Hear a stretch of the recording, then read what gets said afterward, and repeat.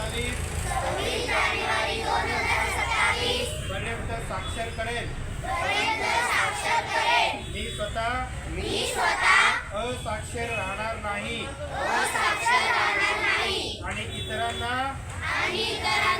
असाक्षर राहू देणार नाही। मी माझ्या कुटुंबातील सदस्य, मित्र आणि समाजातील आपल्या येथे बोर्ड लावण्यात येणाऱ्या प्रतिनिधीच्या सहकार्य करावे। ही सेवा पूर्णपणे निःशुल्क आहे।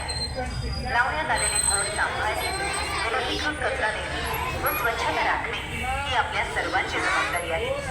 सर्वजण निर्धार करूया। साक्षर करण्यासाठी प्रचार प्रसार करेल। मुलगा असो वा मुलगी,